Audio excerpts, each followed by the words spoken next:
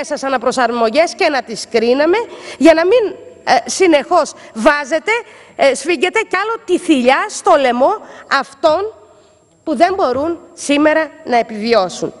Τιμωρείτε όσους δεν έχουν τη δυνατότητα να αλλάξουν το αυτοκίνητό τους. Και για να περάσω και στο μέτρο της απόσυρσης, θα πω ότι η κατάργηση φαίνεται θετική. Αλλά ο τρόπος που έγινε έφερε αναστάτωση και σε αυτούς που είχαν μια μικρή δυνατότητα να αλλάξουν το αυτοκίνητό τους, μπήκαν στη διαδικασία, αλλά τους πρόλαβε η ημερομηνία της 2/11 του 2009, δεν παρέδωσαν πινακίδες του παλιού, αλλά είχαν κλείσει το καινούριο.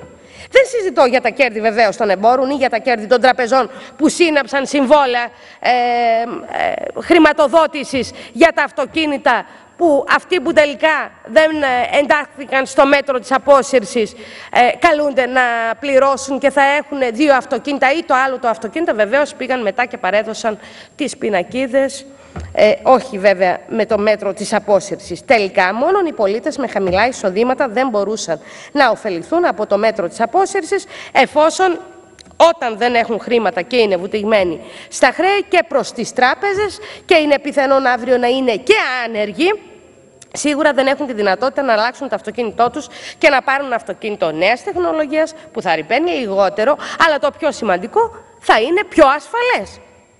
Όσοι έχουν παλιάς τεχνολογίας αυτοκίνητα μοντέλα ειδικά πριν το 1996, αυτοί τιμωρήθηκαν περισσότερο από όλους.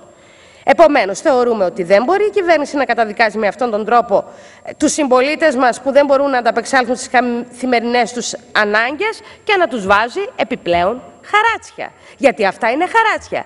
Και ενώ έχουν πληρώσει τα τέλη κυκλοφορίας για το 2010, πηγαίνουν και στο βενζινάδικο και βάζουν μία βενζίνη 1,40. Αυτή είναι πολιτική, πράσινη πολιτική.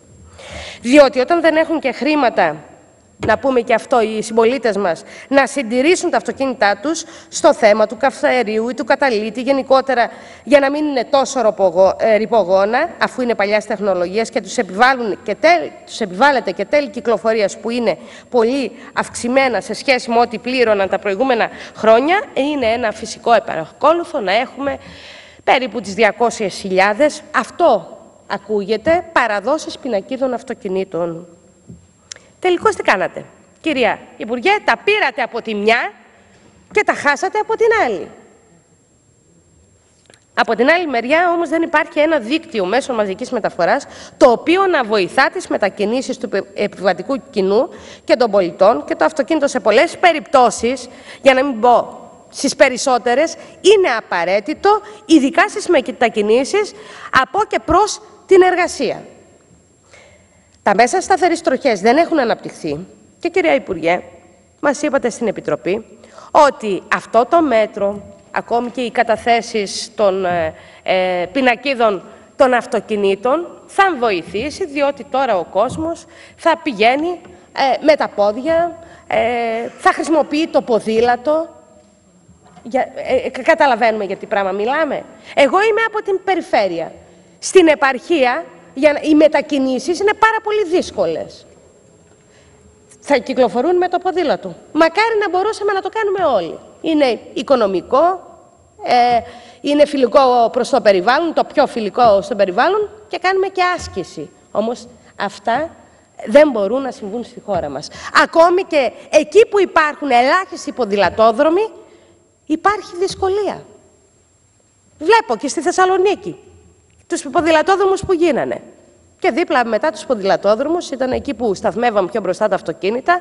Φύγαν τα αυτοκίνητα λίγο πιο, 1,5 μέτρο πιο πέρα, και πιάσανε και μία λωρίδα κυκλοφορίας από στο δρόμο που κατευθυνόταν τα αυτοκίνητα τα κινούμενα.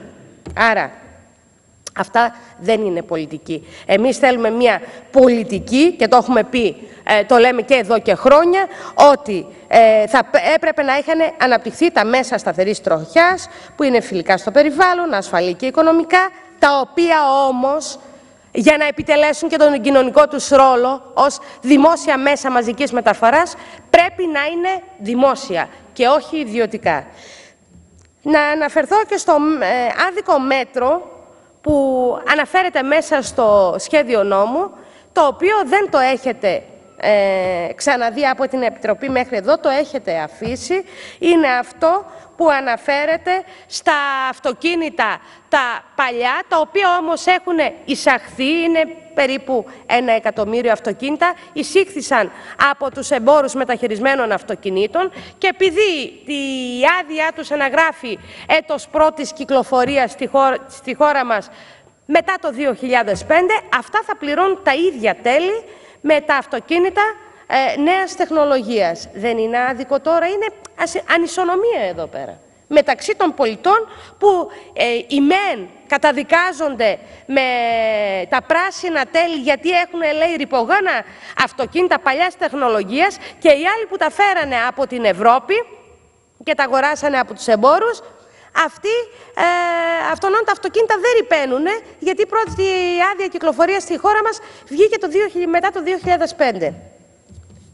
Τώρα, τι πολιτική είναι αυτή? Λοιπόν, εμείς καταψηφίζουμε το σχέδιο νόμου και σας λέμε ότι αν θέλετε πράσινα τέλη κυκλοφορίας, να θέσετε πρώτα τα κοινωνικά κριτήρια και τα κριτήρια που θα συνδέσουν τα τέλη κυκλοφορίας με τη ρύπανση και τη χρήση του αυτοκινήτου. Επίσης, σταματήστε στο όνομα της πράσινης πολιτικής να βάζετε ανεξέλεγκτα άμεσους και έμεσους φόρους που πλήττουν αυτούς που δεν έχουν καμία ευθύνη για την οικονομική κατάσταση της χώρας μας.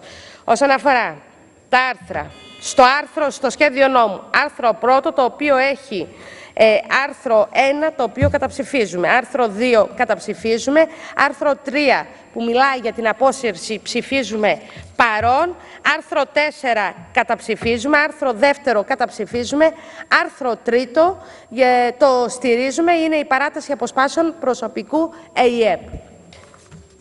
Αυτά έχω εγώ να πω. Σταματήστε αυτή την πολιτική σας. Ο κόσμος βγαίνει στους δρόμους.